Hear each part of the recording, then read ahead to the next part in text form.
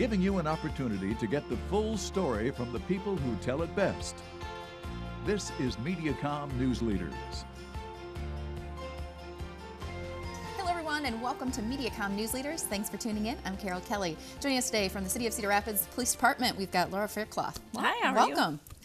We're going to talk a little bit about safety in general, but specifically car safety, stolen vehicles. Can you talk to us a little bit about the prevalence here in Cedar Rapids? So in Cedar Rapids, we have had 422 vehicles stolen this last year. So we are up 23% in Cedar Rapids.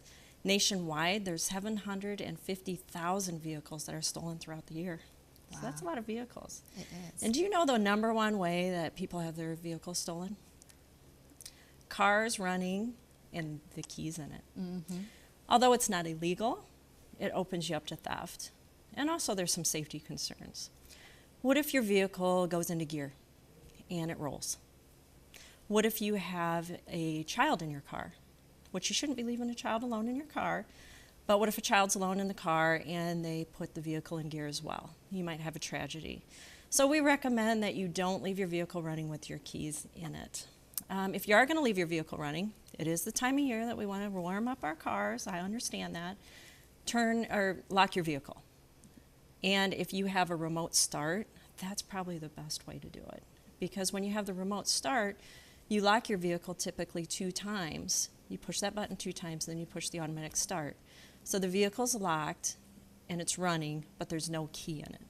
So that's the preferential way to start your vehicle and warm it up if you can.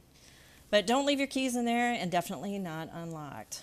Park your car in a well-lit area. If you're going into a mall or somewhere that's a little not lit very well, make sure that you park in a well-lit area. Don't leave things in your car. People will steal not only your car, but they might want the valuables in it as well. So make sure that you hide those valuables, or you just don't have them in there. Other things that you can do is install a car alarm, but that's not going to help you a lot if your vehicle's running and your keys in it. Your car alarm's probably not going to work.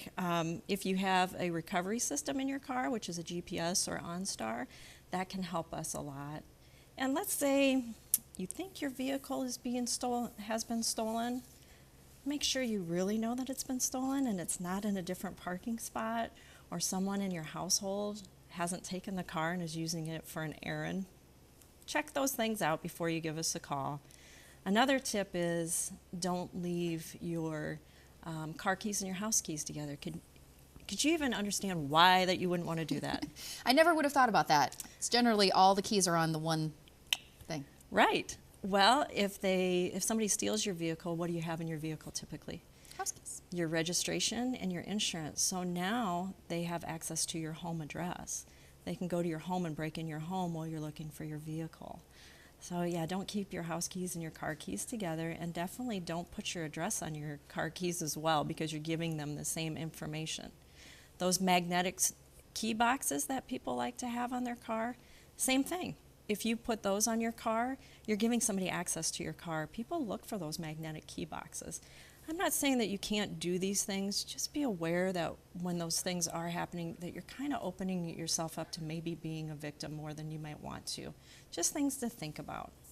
And the way technology has changed.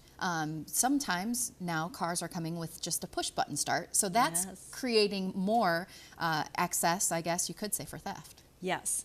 One, people can't steal that code. When you open your door with that push button, they can steal your code, but that code they have to steal it from about 10 feet away. So if you're observant, you should notice if somebody's got a device in their hand, don't push that button or park somewhere else. And if you are starting your car, some of those push button starts, you can drive away with those even if you don't have the key fob with you. Once you turn off your car, you can't restart it, but you would be able to drive those away. Is there somewhere somebody could go to learn a little bit about the tips that we've talked about and just being a little bit more smart? They can give me a call. My number is on our video today. And if your car is stolen, call us right away. Wonderful. Always a pleasure. Thank you so much for joining us. Thank you. This has been Mediacom News Leaders, your opportunity to get the full story from the most reliable sources exclusively on Mediacom News Leaders.